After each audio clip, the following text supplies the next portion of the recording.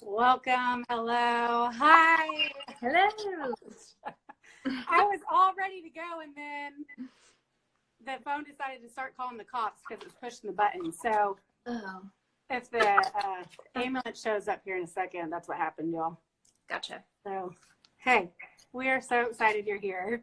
Well, thank you. I'm a little nervous. I've never gone live before. My kids were laughing at me. They're like, "You're gonna go live, Mom?" So, Hey, I've only gone live twice. And the last time I went live, I was in my floral shower cap and goggles and Spider-Man headphones. So people are probably expecting that, but here I am. Okay, so let's start with just introducing you. This is Dr. Heather Webb. She is actually one of my friends, but she is someone that I highly, highly respect and holds a high position at Baylor. So she'll tell us a little bit about her background, all that good stuff, and then we'll go from there and dive in. okay. Well, I do want to start by saying I'm not a coronavirus expert by any means. I'm not with the CDC. I don't make official guidelines, but my bachelor's degree is in microbiology, so I do at least have some background with this kind of thing. But I'm a medical doctor, got my degree at OU, and then I'm a diagnostic radiologist. I'm a diagnostic. I'll keep talking, and you just yes, you keep talking. We're gonna go to the handheld device. Okay. So I've got my MD, and then I did my diagnostic radiology residency, and then I've got a fellowship in nuclear medicine, and I am the president of American Radiology Associates, which is the radiology group that services Big Baylor downtown and some of the other hospitals around and a lot of the imaging centers. I love that. Such a stud. I love it so much. She's like, well, I'm not an expert, but I'm like, oh, no, but you are. But yeah, so we just wanted to hop on, and I feel like there's a lot of questions kind of floating around in the community, especially with small businesses. So we'll hit on that once we dive in. But the first thing I wanted to ask you, a lot of people have been asking, what's the number one thing that we should be doing? Well, the number one thing is just to stay away from everybody. I mean, that's really all you can do. That's the most important thing. I mean, I wanted to give just a little bit of background about, I think that what I think is really important for everybody to understand about the virus is that at this point in time, everybody should just assume that everyone they come into contact with has it. And I know that's not true, and I don't say that to try to scare people that everybody does have it, but 3 or 4 weeks ago, the way that they've kind of decided to start tracking this virus is to ask 3 questions. Have you traveled outside the country?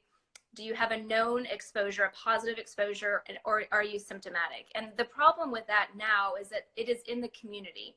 So the fact that you didn't travel, or that that you've been, you haven't left Rockwall or whatever, it doesn't really matter anymore because your neighbor could have, or your kid's friend or somebody. So that question is sort of irrelevant at this point in time. The next thing is do you have a known exposure? Well, in order to actually be able to say I have a known, yes, positive exposure, someone has to be tested and positive. So we know that it's underreported right now how many people have the virus because testing is so limited and it's so hard to get the test. So you could even be incredibly symptomatic, but didn't have a travel history, and a week ago they wouldn't have tested you for it.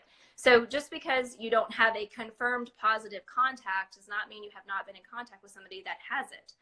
And the third thing being, do you have symptoms? Well, the thing with this virus is that it can be, some people never have symptoms. They could just be a carrier and never have symptoms, like children especially. But even if you're going to become symptomatic, it takes days, often some up to 14 days. So you could be completely healthy for 10 days, walking around, everyone that you meet, everyone you talk to, you are exposing before you're ever symptomatic. And so my biggest concern the last week is that a lot of stores and hospitals and businesses are sort of using those as kind of their sort of to make themselves feel better that we don't really have a problem yet. So we can just kind of do business as usual because nobody's checking those 3 boxes of things that are concerning. But the problem is that it is in our community. We should just assume that everybody has it. So therefore, you should take the precautions that you would take if you knew someone had coronavirus. What would you do if you were around them? You wouldn't want to be around them, right? You would want to be very, very careful.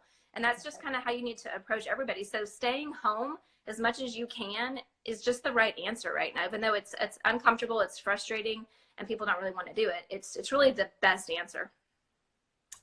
For sure. We totally agree. So if people absolutely have to get out to get medicine, groceries, what is your advice to them? Do they need a mask? Do they wear gloves? Like, what is your Yeah, that's a hard one because, obviously one of the biggest issues we're having right now is that there's such a shortage of masks and the healthcare professionals really need the masks.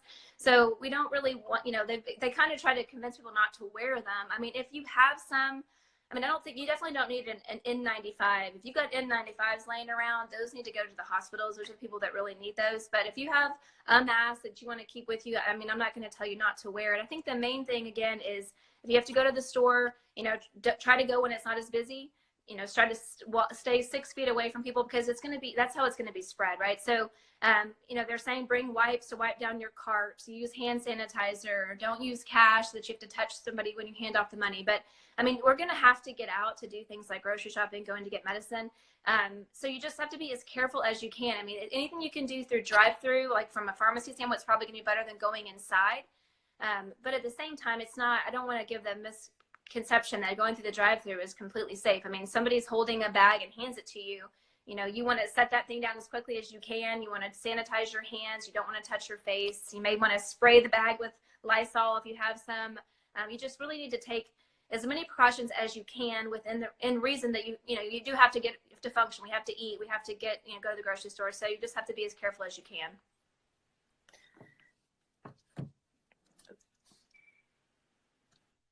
So the kind of leading into, I guess, for small businesses,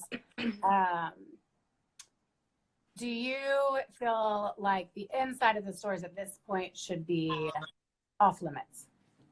My opinion is yes, that they should. And in fact, I just got word like 2 minutes ago that Dallas County, I think effective tomorrow night, is going on full lockdown, and that most of these places aren't going to be allowed to be open, at least in Dallas County. But yeah, I mean, being inside the stores is people coming in and out of the stores. It's just dangerous unless you want to completely sanitize your store every single time somebody comes in. Then I think the answer is yes. I mean, because people are going to be touching clothes or shoes on the rack and things like that, and that's how it passes. And it can live. The virus lives on things for a while. So to me, at this point in time, we don't want people getting out anyway. It's just another place for people to pass germs. So my recommendation is that yes, you close down the inside of stores. Yeah. Right. So, and kind of going back to the drive-through thing too, whenever we're handing stuff or getting stuff at drive-throughs, how do we go about, or let's just move on to like packages and stuff. Yeah. Say that we are, I'm rewinding because I had an earphone in my ear and someone's feeding me the questions, but getting sidetracked. So I have to take it out. Sorry, Marissa, I love you so much. Fine. But so that kind of, I guess, says if we do have a store front, it's probably safe at this point, which we have decided to do that. We've been closed for a full week now. And honestly, for small businesses, I feel like if people are gonna support you, they're gonna support you either way. So let's just shut the doors, and then moving on to porch pickup and delivery. So I want to talk a little bit about curbside delivery. Well, you just kind of hit on that a little bit of should we be handing off the packages, or we should probably take it from there? Yeah. So, I mean, I think in general, again, it comes back to just like how is the safest way you can possibly do it? So, package, I mean, I think that all the small businesses, if you can go to online, that's going to be best. And then, as much as people can order online, and then if you can have it delivered to the house, that's great. I think that's probably best, but I know that's an expense. And so I think picking up at the store or curbside is fine, but I think it's better if it's sort of one of those things where you have sort of like a table laid out and you can set the packages and someone can come up and grab the package, as opposed to actually standing there and handing it to somebody. Because not only are you now exposed to the person, but then you're touching something, they're touching something. So it's still, it's certainly better. I mean, all these measures are better than just status quo, but if we're trying to be as safe as we can, then I think there's different levels of what's the best. And so I think delivery to somebody's front door so they can kind of manage the package on their end is the best. The next would be, you've got them lined up and someone comes and picks them up, but you don't actually physically hand it to them. And I think it kind of goes, if you've got to be there to physically hand it to someone, then it's just the same thing. It's like I would sort of stand 6 feet away, set the package down right in front, somewhere, and say, then you walk up 6 feet and you pick it up and take it, and try to keep the distance as much as you can. And again, there's a shortage of wipes, there's a cleaning wipes, there's a shortage of all these cleaning products. So it's a little, you feel bad saying, well, just spray everything with Lysol. But I mean, honestly, like that's what we're doing with packages that come to our door. They come to our door We let them sit there for several hours, and then we go out, we'll spray them with Lysol, or actually we usually spray them with Lysol as soon as we see them, but not touch them, leave them outside. And then we bring them inside, we kind of leave them away from us. And then once we open them, we take everything out. We wear gloves usually if we have them, and then take the stuff out, take the box out, and then, you know, immediately wash your hands, make sure you don't touch your face, anything like that. So, you know, one thing about just, I was trying to research this for this, you know, in terms of how long do things live outside on things. So the one probably best research they've done so far, they did it in a laboratory, and they showed that it can live a long time outside. It's like 4 hours on copper things and 24 hours on cardboard, which cardboard is what most of our packages are going to be in. So 24 hours is how long it can live. It can live up to 72 hours on plastic and steel. But that's in a perfect laboratory situation. So, you know, the longer it sits, you know, the less virus that's going to be left on it. And I figure if it sits on my patio and the wind blows a lot and it's cold outside or whatever, you know, that's going to kill a lot more of the virus. And then by the time, then you'd have to actually pick it up at a place where there was virus and immediately like stick it into your mouth, which, you know, obviously you don't want to do. So, I mean, I think delivery is still very safe, but I would still say, you know, try to minimize still the risk. Wear gloves, wash your hands, don't bring the boxes in, you know, let your kids climb in the box to play with afterwards, just kind of basic things like that. So I think it's safe, but I would just take some more precautions than we would normally take. Thanks. So for us packing the orders on the retail end, if you have small businesses, how should we be packing the orders? Should we have gloves on? Should we be spraying whenever we do the porch drop-offs or the delivery? Should we be spraying the bags after we set them down with Lysol and then leaving? I think that if you have the resources to do that, and then yes, absolutely. And I think, you know, if you can sort of tell your customers or even show a video of what you're doing just to kind of make them feel more secure, I think that's great. Because yeah, I mean, if once, you know, when you are packaging them, if you have on gloves, that's one line of defense. If you put them in the box and then you spray it, that's another line of defense. If you let it sit for 5 hours, you know, before it's whatever, I mean, everything is kind of gonna help. So I think that would be great. I think that I'm not saying it's absolutely necessary that you have to do that every time, but if you're trying to be as safe as you can, I think that'd be great. And for me as a customer, I mean, I'll be honest, I haven't left my house in a week now, trying very hard to keep our family safe. We haven't eaten out, we haven't done anything because I am not convinced yet that everybody gets it enough to where I feel that it's safe, you know? So I would love to see the store or something that I wanted to order from, or, you know, show me, you know, that their workers are wearing gloves, or even, again, I hate to, in the food industry, probably they need to be wearing masks and kind of getting to see that they're taking this very seriously, because it's a very serious thing. So. Right. Someone had asked about getting outside and doing walks and going to the park. Hit a little bit on parks. So I think getting outside and going for a walk, especially being cooped up with 3 kids, is like critical for my day. We look forward to it. We have our big family walk and take our dogs every day. So I think that's great. Being outside is really not a risk unless you're in a big group of people. So we walk around our neighborhood, and you know, it's funny now because you pass, a lot of people are out walking more than usual. And so everybody just kind of like sees it and picks the different side of the street, you know, and you kind of wave at each other as you pass. So I think walk their way, but yeah, exactly. Yeah, it's like don't come near me, but yeah, I'll talk to you. From the other side. Yeah, exactly. But I think parks are a little different. I mean, I think if I had a small child and I was going to the park right now, I wouldn't do that unless I was bringing Lysol wipes or Clorox wipes and spraying everything down, because, you know, little kids in the swings, and I mean, that's all a place that's you can carry that. But I don't want to completely discourage people from getting out and going and doing stuff like that with your kids, because right now, you know, everybody's cooped up inside. But I think playing in your backyard, going for a walk in your neighborhood is probably a safer bet than going to a park where there's going to be a lot of other people that are going to be climbing on the same, you know, stuff like that. But yeah. I wouldn't personally do that right now. Yeah, I'm not going to hit the parks anytime soon. Okay, so for us, I'm just going to use us for an example. We are doing deliveries, but I have limited it to, there's only 1 employee at a time now. So I'll be up here, I pack all the orders, and then Kelsey comes and she delivers. Yeah. So at the beginning, this is talking to small businesses, at the beginning of each shift. So I arrive, I'm going to Lysol everything in the store. I'm going to pack the orders. I'm going to Lysol everything again, and then I'm going to leave. Kelsey comes, she Lysols the whole entire store again, Lysols the packages, puts them in the car, goes to deliver them, Lysols them when she drops them off, and then comes back to the store, unloads, Lysols, and goes. Yeah. And that's okay. But do you encourage there to only be one employee working at a time at this point?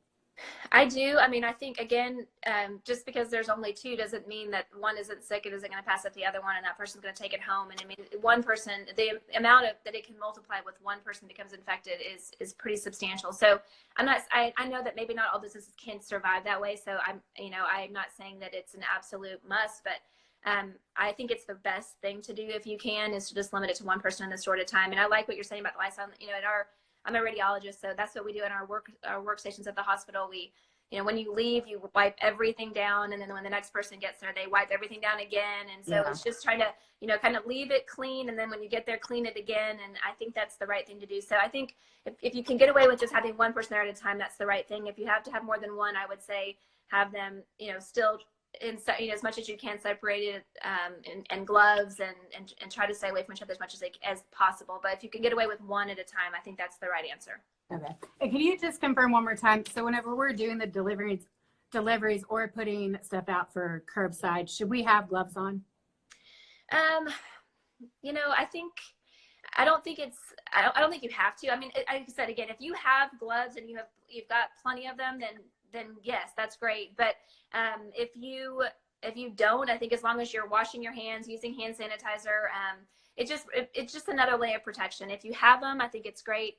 If you have them and you feel like you can have them to spare, because right now, I mean, everything's in short supply, which is another issue. But I think that in your industry, I feel like it's probably a little less critical as it is in like the food industry. I think in the industry, because there are food industry. Okay. So yeah. So I think if you're dealing with food, I think you should have gloves. Absolutely. I think if you don't, I think it's less critical. But again, if you can, then you should. Yeah. Okay, cool. Yeah, sweet. Well, I feel like that hits at least on where we stand, and we should be closed inside at this point, I'm feeling, in our opinion, and one person at a time, gloves, if you can, when you deliver, Lysoling the packages. If you're receiving I'm just doing a recap. If you're receiving the packages at your house, maybe let them sit for a couple of hours, spray them down, and then open them. But I think at the end of the day, what I gather most from it is to treat everyone that you come in contact with as if they have the coronavirus. So, which is hard to do, but I think at this point it's probably safest to do, so we can just nick it in the butt and get on with our huggy nice. Do you think we're going to hug as much after this? I don't know. I feel like we're going to be a little more distant. Yeah, I think things are going to change a lot. It's truly one of these situations where we, like, as a kid, you grow up like watching movies about this happening, and you never really think the day will come. So this is no question a pivotal moment in history. There will be a world before coronavirus and the world after coronavirus. So yeah, I think people will be a lot more particular about their hygiene after this, for sure. What would you say are like the 3 top things that how people can stay sane?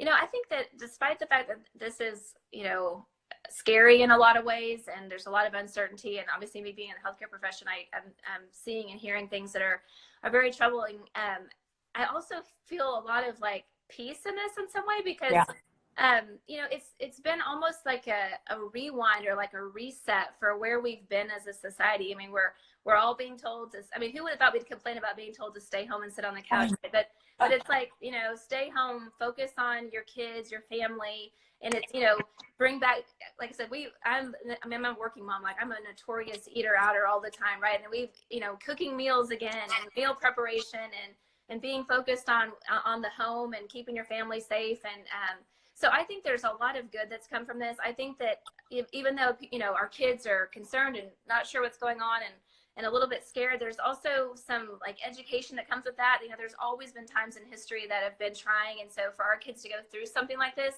I think in some ways it'll be a positive for them, as crazy as that sounds. And they'll learn a lot from it. And also it's not really hurting kids very badly, which gives me a lot of peace, because I think I'd be a nervous wreck if that wasn't the case. So there's so many like small blessings in this whole thing, that things, I think, as much as we think it's terrible, it could be so much worse. So I think we're going to come through it. I think that we're going to be better after than we were before, in a lot of ways. So I think it's just, if everybody just stays home, does what they need to do, focus on your family, love your kids, spend time with your family, we'll get through this. And then at the end of it, I think everything will go back to normal, but a better normal, I think. So I'm honestly not not devastated by this. I think it's something we need to manage. I've got concerns, but I really think at the end of the day, we're all going to come through it. I love that song. Can I get a hallelujah? Can I get a amen? Someone sing it. I wish I could hear everyone on the other end, but I can't. I do want to ask one more question because I forgot to ask it, but there has been something floating around about Advil and ibuprofen. Yeah. Can you kind of hit on that? Is that true? What is it that you've heard about that? All that good stuff. Yeah. So, there's not a lot of data at all on this virus, which is one of the things that makes it hard and scary because it's brand new. That's what makes it interesting. We don't know everything about it. So there's the studies coming out of France that are showing that it's sort of been making some of the symptoms worse. But then there's been some, conflicting stories. And so honestly, I don't know that right now we have the right answer. And I did reach out to one of my pediatrician friends, and she said that, all the data, for one thing, has been only in adults. And so at this point in time, she deals with kids all the time, and she is not suggesting that you stop ibuprofen with kids. If it works better than Tylenol for your child, then use it. I've not stopped using it for my kids or for myself if I've got a headache, but I think if I had coronavirus right now and I knew I did, it would be in the back of my mind enough to think, let's start with Tylenol. And if it doesn't work, then I'll consider ibuprofen. But there's enough stuff out there that makes me nervous enough about it that I would probably use it only if I needed to, I really, really needed to. And I'd start with Tylenol first. But I don't think there's enough literature right now to make everybody say throw out your ibuprofen and never use it again. I think this is, like I said, there's not that many people that we know that have it even. So it's really for that small subset. And kind of advanced setting that I would really worry about that. At this point, I would continue to use ibuprofen if it works for you and you need it. So I don't think there's enough to really know for sure. But so yeah, that'll just have to be kind of more as this thing unfolds, we'll learn more about it. But okay, awesome. Thanks so much. You guys, if you have any questions or comments, go ahead and send us a DM, and then maybe we can convince Heather to hop back on another time. So, but stay tuned because we will be doing lives with different people in the community, just to kind of bring questions and all that good stuff. But Heather, we appreciate you so much. So much. Thank you for having me. Like I said, this is my first time to go live, so I apologize. It's only my second. So. For my awkwardness in the whole thing. Yeah, let's all thank Heather for sure. So, yes. Thank you so much. And then also tell your kids that you completed your first live. I will. They're going to be so proud of me. They're probably watching. I didn't go. They probably are. Yes. Hi, Keegan. Hi, Gunner. I like you. Jeremy's the one watching. Probably. Yeah. Okay. All right. Thank you. You have a good night. We'll chat soon. Okay. All right. Bye, you guys. Bye-bye.